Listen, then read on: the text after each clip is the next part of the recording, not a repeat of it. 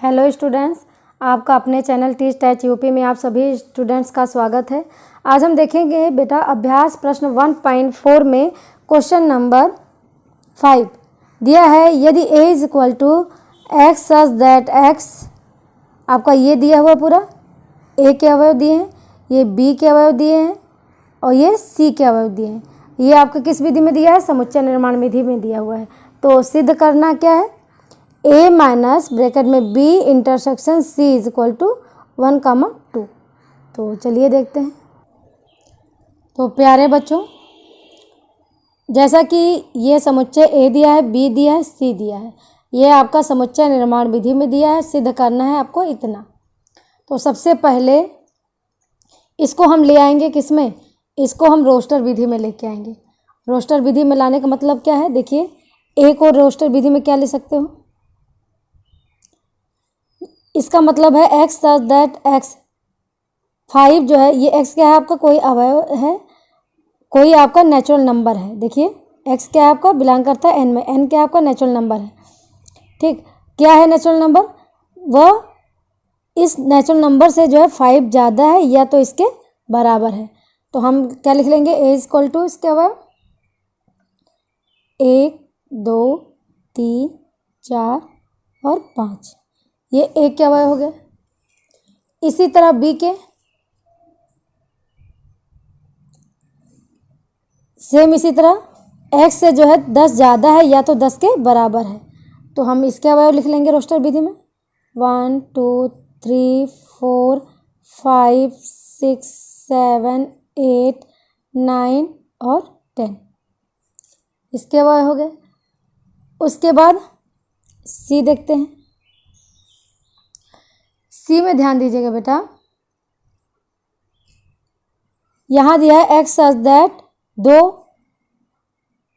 ये जो x है ये 2 से ज़्यादा है। ठीक, ये जो x का जो मान है ये जो है 6 से कम है।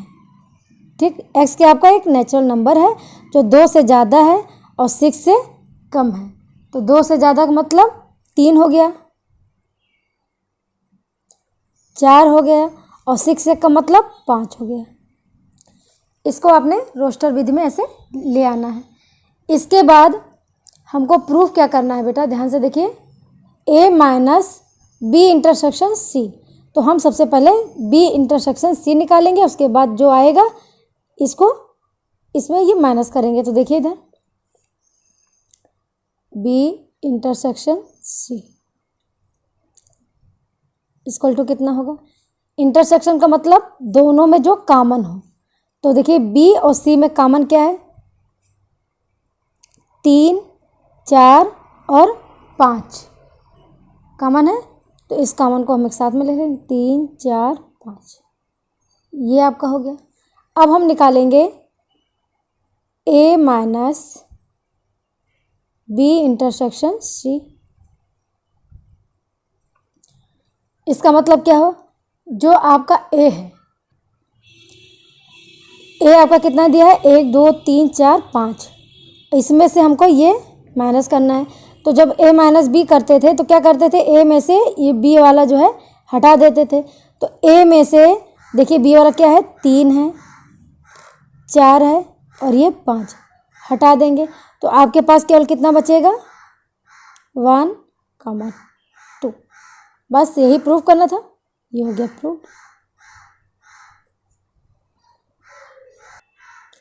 अब बेटा क्वेश्चन नंबर 6 दिया है। तर्क विधि से सिद्ध कीजिए कि a intersection b minus c is equal to a intersection b minus फिर ब्रैकेट में a इंटरसेक्शन c। तो ये देखिए 2003, 2009 और 12 में आया हुआ क्वेश्चन है। तो चलिए देखते हैं क्वेश्चन नंबर 6। तो प्यारे बच्चों, क्वेश्चन नंबर 6 है। इसको जो है तर्क विधि द्वारा सिद्ध करना है। तो इसको चलिए इसको सॉल्व करते हैं। तो सबसे पहले लिखेंगे, मान लेंगे कि माना x कोई अवयव है जो बिलोंग करता है इसमें है, मतलब x जो है इसका अवयव है। तो यहाँ पे लिख लेंगे माना x बिलोंग करता है, आपको बताया है a intersection b minus c में। ठीक, जब x जो है इसका अवयव है, मतलब जो है x जो है इसमें अगर है तो x जो है a में भी होगा, x जो है इसमें भी होगा। तो हम क्या लिखेंगे, देखिए ये लगा देंगे, x बिलोंग करेगा a में भी, x जो है a का भी अवयव होगा और b माइनस c का भी होगा। फिर लिखेंगे तथा इसका b माइनस c का भी होगा। ठीक, अब देखिए जब x जो है a का अवयव होगा, ध्यान से देखिएगा बेटा, जब x a का अवयव होगा तो b माइनस c में, तो देखिए जो x b का तो अवयव होगा लेकिन c का अवयव नहीं होगा, क्योंकि b माइनस c में क्या होता है, c को हटा दिया जाता है, b को लिया जाता है और c को हटा दिया जाता है। तो इसमें क्या लिखेंगे, ध्यान से देखिए, हर स्टेप को समझिएगा। x बिलोंग करता है a में, तथा इसमें देखिए इस वाले में x बिलोंग करता है b में तो करेगा लेकिन c में नहीं करेगा, क्योंकि b से जो है अंतर में, जो है समुच्चयों के अंतर में क्या होता है, ये वाला पोर्शन हटा दिया जाता है। जैसे b माइनस सी हो तो c को इसमें से हटा दिया जाता है, तो ये इसका अवयव नहीं होगा। तो यहाँ पे हम लिख देंगे तथा x is equal to not to c, मतलब x जो है c में नहीं होगा। अब देखिए, अब x m में होगा, x b में होगा, तो इसको लिख लेंगे x बिलोंग करता है a में तथा x बिलोंग करता है b में। ठीक, लेकिन जब x जो है बिलोंग करेगा a में, तब जो है ये जो x है ये नॉट टू हो, ये जो है x अगर बिलोंग करेगा a में, देखिए ध्यान से एक चीज स्टेप को समझिएगा, x अगर बिलोंग कर रहा है a में, ठीक, तब जो है ये x जो है c में भी बिलोंग नहीं करेगा, क्योंकि x b में बिलोंग कर रहा है। देखिए इधर x जो है b में, मतलब x जो है b का भी अवयव है। ठीक, और जब b का अवयव हो तो c का अवयव ये नहीं होगा, और जब x जो है a का अवयव हो तो तब भी c का अवयव नहीं होगा। तो यहाँ पे यही स्टेप को लिखेंगे तथा x अगर बिलोंग करेगा a में, तब भी जो है क्या हो जाएगा, तथा equal to not to c, तब भी c में बिलोंग नहीं करेगा। बात समझ में आ रही है। इसके बाद देखिए ये स्टेप, देखिए x बिलोंग करता है a में, x बिलोंग करता है b में, तो इसका मतलब क्या हुआ कि x जो है बिलोंग करेगा, इसका इंटरसेक्शन भी बिलोंग करेगा x में, तो यहाँ पे लिख देंगे a इंटरसेक्शन b। ठीक, तथा ये जो है नहीं बिलोंग करेगा, x नॉट टू बिलोंग करेगा किसमें, a इंटरसेक्शन c। ठीक, इसको ब्रैकेट में कर लीजिए, इसको भी ब्रैकेट में कर लीजिए। अब देखिए बेटा इसका क्या मतलब हुआ, जब x बिलोंग कर रहा है a इंटरसेक्शन b में, देखिए x बिलोंग कर रहा है a इंटरसेक्शन b में। ठीक, इसका मतलब क्या हुआ, एक x does not a intersection c, मतलब x जो है इसमें बिलोंग नहीं कर रहा है। इसका मतलब क्या हुआ, a माइनस c हो गया या a इंटरसेक्शन c हो गया, मतलब इसको लिख सकते हैं माइनस a इंटरसेक्शन c। अब देखिए ये क्या हो गया आपका, ये समझ लीजिए a है, ये माइनस b है, तो a में से जब ये तो पोर्शन हट जाएगा ना, ये पोर्शन हट जाएगा, तो a माइनस b जब करेंगे तो ये पोर्शन आपका हट जाएगा, तो ये इसके साथ बिलोंग करेगा, लेकिन ये इसके साथ बिलोंग नहीं करेगा, ये इसमें नहीं होगा। अब देखिए आपका ऊपर देखिए, सबसे पहले आपने क्या किया था, x बिलोंग करता है इसमें, ठीक, x इसका अवयव है, ठीक, और x अब इसका भी अवयव होगा। इसका मतलब ये दोनों क्या हो जाएंगे आपके, ये इसका उचित, इसका उपसमुच्चय हो जाएगा। तो देखिए क्या लिखेंगे, a intersection b minus c उपसमुच्चय A intersection B minus A intersection ये सी, ये वाला और ऊपर वाला ये हो गया साथ में। अब देखिए लिख देंगे अतः A intersection B minus C is equal to A intersection B minus A intersection C. बस यही प्रूव्ड।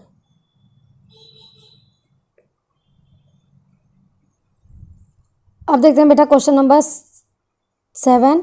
सिद्ध कीजिए ए उचित उपसमुच्चय फाई इज इक्वल टू ए फिर इज इक्वल टू फाई।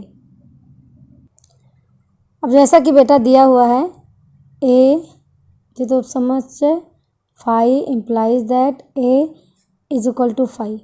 अब आप देख रहे हो, आपको मैंने बताया था कि जो रिक्त समुच्चय ये होता है, जो रिक्त समुच्चय होता है ये क्या होता है, ये रिक्त समुच्चय का उपसमुच्चय भी जो क्या होता है, ये जो रिक्त समुच्चय होता है इसका उपसमुच्चय भी क्या होता है, रिक्त समुच्चय होता है। ठीक, ये जो रिक्त समुच्चय है इसका उपसमुच्चय भी क्या होता है, रिक्त समुच्चय होता है। तो लिखेंगे यही, तो बेटा वही लिख दिया। हम जानते हैं कि रिक्त समुच्चय का उपसमुच्चय भी रिक्त समुच्चय होता है और ए जो है ए जो है क्या है, ये इस रिक्त समुच्चय का क्या है, उपसमुच्चय है। ठीक, और जब ये इसका उपसमुच्चय है तो ये इसके किसके बराबर हो जाएगा, ए इक्वल टू फाइव बराबर हो जाएगा। प्रूव्ड। प्यारे बच्चों अब क्वेश्चन नंबर 8 देखते हैं। दिया है यदि ए इज इक्वल टू, कोष्ठक में दिया हुआ है मजले, एक्स सच दैट एक्स एक प्राकृत संख्या है और 3 का गुणज है, और बी इक्वल टू दिया है एक्स सच दैट एक्स 6 से कम एक प्राकृत संख्या है। ठीक है, तब सिद्ध करना है A union B is equal to इतना। तो चलिए देखते हैं क्वेश्चन नंबर 8। तो प्रिय विद्यार्थियों, तो देखिए ये बेटा समुच्चय निर्माण विधि में ये लिखा हुआ है। ठीक, इसको हम लेके आएंगे किसमें, हम इसको लाएंगे रोस्टर विधि में। तो हम डायरेक्टली कर रहे हैं, आप लोग इस क्वेश्चन को उतारिएगा उसके बाद लिखिएगा। ठीक है, तो ए इज इक्वल टू हम लिख रहे हैं इसको रोस्टर विधि में, एक्स एक प्राकृतिक संख्या और 3 का गुणज। 3 का गुणज का मतलब क्या हुआ, 3, 6, 9, 12, 15 इस तरह चलता चला जाएगा। तो इसका 3 का गुणज का मतलब 3, 6, 9, 12, 15 ये डॉट डॉट ये चलता चला जाएगा। ठीक, ये ए का मान हो गया, बी का मान हो गया रोस्टर विधि में, एक्स सच दैट एक्स 6 से कम एक प्राकृत संख्या है। 6 से कम एक प्राकृत संख्या मतलब क्या हो जाएगा, 1, 2, 3, 4, 5 ये 6 से कम है। ठीक, तो ये आपकी प्राकृत संख्या हो गई। अब हमें निकालना क्या है, देखिए बेटा ए यूनियन बी सिद्ध करना है इतना। ए यूनियन बी का मतलब क्या होता है बेटा, इसका मतलब होता है कि आपको साथ में इनके अवयव लिखने हैं और जो रिपीट होंगे वो छोड़ देंगे। तो क्या हो जाएगा, 1, 2, 3, 4, 5 हो गया, 1, 2, 3, 4, 5 फिर इसके बाद 6, 9, 12, 15 6, 9, 12, 15। ठीक, ये आगे चल रहा है, यही आपको प्रूफ करना था। देखिए ध्यान से, 1, 2, 3, 4, 5, 6, 9, 12, 15 यही आपको प्रूफ करना था। देखिए बेटा क्वेश्चन नंबर 9 दिया है, प्राकृत संख्याओं के समुच्चय को सार्वत्रिक समुच्चय के रूप में लेकर निम्नलिखित समुच्चयों के पूरक मतलब कॉम्प्लीमेंट लिखिए। आपको मैंने बताया पूरक समुच्चय के बारे में। तो कह रहा प्राकृतिक संख्याओं के समुच्चय को सार्वत्रिक समुच्चय के रूप में लेकर, मतलब सार्वत्रिक समुच्चय मतलब क्या होता है, u इज इक्वल टू क्या लेंगे, 1, 2, 3, 4, 5 ऐसे ले लेंगे। ठीक है, तो चलिए देखते हैं क्वेश्चन नंबर 9। तो देखिए बेटा प्राकृत संख्याओं के समुच्चय को सार्वत्रिक समुच्चय के रूप में लेकर निम्नलिखित समुच्चयों के पूरक लिखिए। तो सबसे पहले हम क्या करेंगे, सॉल्व क्वेश्चन नंबर 9। ठीक, तो सबसे पहले हम u इज इक्वल टू मान लेंगे प्राकृत संख्या में 1, 2, 3 4 डैट डैश u मान लिया। ठीक, उसके बाद हम u हमने ले लिया। इसके बाद पहला पार्ट है x such that x belong करता है n में, x एक सम संख्या है। ध्यान से देखिएगा बेटा, पहला पार्ट ये दिया x such that x belong करता है n में और x एक सम संख्या है। तो इसको बेटा हम रोस्टर विधि में लिख लेंगे। रोस्टर विधि में कैसे लिखेंगे? x एक सम संख्या है। सम संख्या क्या होती है? हम मान लेंगे कोई समुच्चय a है, इसकी सम संख्या कितनी हो जाएगी? इसके बाद 2 4 6 8 डैश डैश। ठीक, अब हमको निकालना है इसका पूरक समुच्चय। पूरक समुच्चय मतलब कैसे लिखते हैं?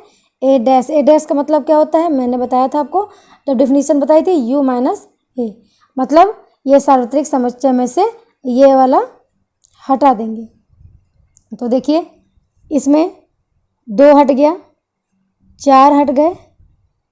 ठीक, ये से हट गए तो आपके पास 2 4 हट गए तो कितना बच गया? 1 3, इसके बाद क्या आएगा? 5। तो आपका मान आ जाएगा कितना बेटा? 1 3 5 डैश डैश। यही आपका आंसर हो जाएगा। इसको बेटा अगर आप समुच्चय निर्माण विधि में लिखना चाहेंगे तो कैसे लिख सकते हैं इसको? देखिए बेटा, लिख सकते हो समुच्चय निर्माण विधि में क्या करते हैं? पहले x लिखते हैं सच दैट x, और ये क्या है आपका? 1 3 5। आप क्या दिख रहा है? विषम प्राकृत संख्या दिख रही है, तो लिखेंगे x एक विषम प्राकृत संख्या है। आप ये भी लिख सकते हो आप। ठीक, यहाँ पे आंसर लिख सकते हो। अब इसका सेकंड पार्ट देखते हैं। अब बेटा सेकंड दिया है x such that x belong करता है n में और x एक विषम संख्या है। तो चलिए देखते हैं इसको। अब देखिए बेटा सेकंड पार्ट दिया है, ये समुच्चय निर्माण विधि में दिया है, u आपने माना ही था। तो इस ये क्या है? x such that x belong करता है n में और x क्या है आपका? एक विषम संख्या है। तो मान लेंगे एक कोई समुच्चय है, इसमें क्या लिख देंगे? विषम संख्या। विषम संख्या क्या होती है? 1 3 5 7। ठीक है, ये आपकी विषम संख्या हो गई। अब हमें निकालना है क्या? इसको b मान सकते हो क्योंकि उसमें a माने थे, इसमें हम मान लेते हैं b। तो b डैश इक्वल टू क्या हो जाएगा? b का पूरक मतलब u minus b। u minus b का मतलब क्या हो गया बेटा? कि u के अवयव में से ये अवयव हटा देंगे। अगर हटाएंगे तो 1 3, ये 5 हट जाएगा तो क्या बचेगा? 2 4 6 8 बच जाएगा। तो ध्यान से देखिए बेटा, तो बच जाएगा आपका 2 4 6 8। ठीक, अब ये क्या आपका दिख रहा है? ये सम प्राकृत संख्या दिख रही है। तो इसको हम समुच्चय निर्माण विधि में कैसे लिख लेंगे? x सच दैट x एक सम प्राकृत संख्या है।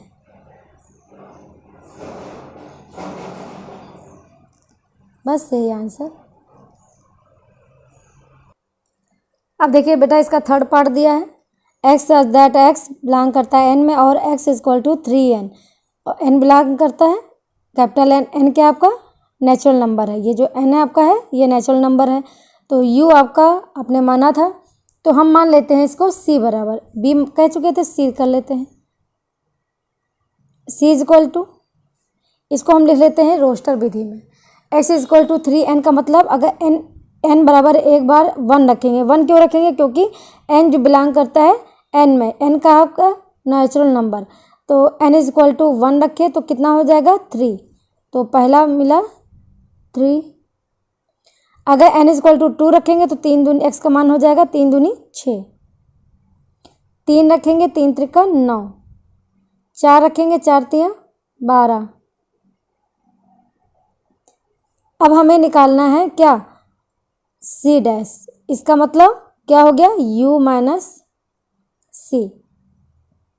ठीक, अब देखिए इसका मतलब u में से ये c वाला पार्ट हटा देंगे, तो देखिए इसमें क्या हटाएंगे, 3 हटा, ठीक, 4 5 6, 3 6 ये हट जाएगा, तो आपके पास क्या बचेगा, 1 2 और 4, 1 2 4, फिर इसके बीच में आएगा 5, फिर इसके पहले 6 के बाद 7 और आपका आ जाएगा 5 के बाद आएगा आपका 7, फिर ऐसे इतना ही लिख लीजिए। ठीक, ये आपका क्या दिख रहा है,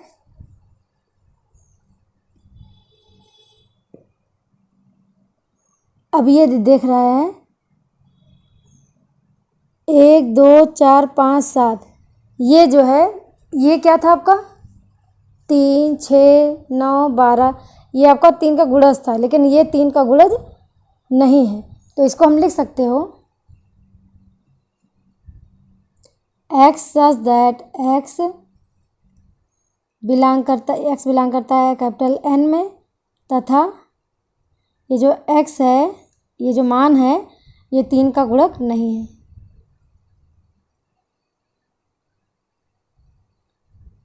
यहाँ पे लिखिए नहीं है, बंद कर लेंगे। ठीक, यही आपका आंसर हो गया। अब देखिए बेटा 4 पार्ट दिया है, x सच दैट x एक अभाज्य संख्या है, तो चलिए इसको देखते हैं।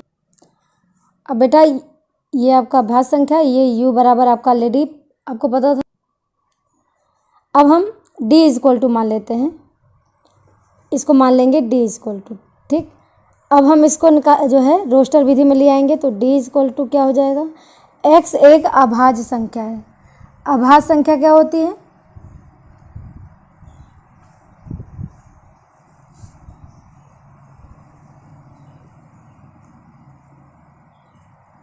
दो हो गया आपका अभाज्य संख्या, 3 हो गया, 2 3, अभाज्य संख्या मतलब वो या तो स्वयं से कटे या तो 1 से कटे, तो 2 3 हो गया, 5 हो गया, 7 हो गया, 11। ठीक, अब इसका हमको पूरक निकालना है, तो क्या निकालें हो जाएगा आपका, ये हो जाएगा आपका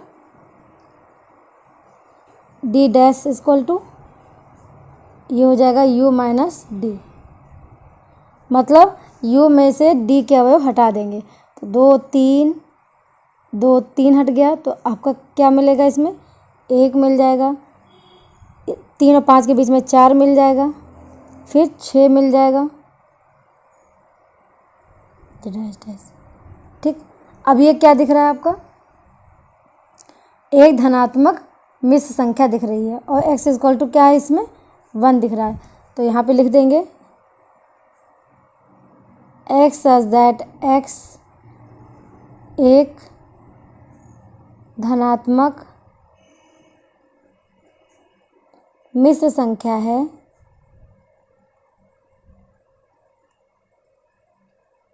तथा नीचे हम लिख दे रहे हैं एज x इक्वल टू 1, इसको ब्रैकेट बंद कर देंगे, यही आपका आंसर हो गया। अब इसका 5 पार्ट देखते हैं, दिया है x such that x belong करता है n में, तथा x 3 व 5 से भाज्य है। तो ये बेटा ये कोई समुच्चय मान लीजिए, इसको e मान लीजिए, ये कोई समुच्चय आपका दिया हुआ है। ठीक है, समुच्चय निर्माण विधि में दिया है, इसे रोस्टर विधि में लेके आएंगे। रोस्टर विधि में लाने का मतलब क्या है, दिया है x 3 व 5 से भाज्य है, मतलब जो ये मान है x है वो 3 और 5 से भाज्य है ये, तो हम चलिए इसको रोस्टर विधि में लाते हैं। इज इक्वल टू 3 और 5 से भाज्य होने के लिए जो 3 से भी कट जाए और 5 से भी कट जाए, तो इसका मतलब क्या हो जाएगा आपका, 15 भी 3 से कट सकता है, 5 से 30 भी कर सकता है, 45 भी कर सकता है, डैश। ठीक, अब हमको पूरक निकालना है, ई डैश इक्वल टू क्या होता है, u माइनस ई। ठीक, अब देखिए इसका मतलब u में से e के जो है हटा देंगे, तो इसमें देखिए 15 30 45, इसमें देखिए बेटा सबसे पहले अभी बहुत लंबा हो जाएगा तो इसमें हम शॉर्ट में लिख दे रहे हैं। देखिए पहले 1 2 हो गया, डैश डैश चला, ठीक। अब 15 के पहले क्या आ जाएगा आपका 14 आएगा, फिर 15 छूटेगा, इसके बाद क्या आ जाएगा आपका 16 आ जाएगा, फिर ये चलता जाएगा। फिर इसके बाद 30 के पहले क्या आ जाएगा आपका 29 आ जाएगा, और 30 के बाद क्या आएगा 31 आएगा। इस तरह ये चलता चला जाएगा, ठीक। अब इसमें इसको रोस्टर विधि में कैसे लिख सकते हैं, देखिए इधर x such that x belong करता है n में। अब ये देख रहे हो जो x है 3 व 5 से विभाजित ये नहीं है, तो हम क्योंकि हमने निकाला है ना, इसके पहले हमने निकाला था 3 व 5 से भाज्य था ये वाला। अब ये जो निकला है वो 3 और 5 से भाज्य नहीं है, तो इसमें हम लिख देंगे तथा x 3 व 5 से भाज्य नहीं है, और यही आपका आंसर हो गया।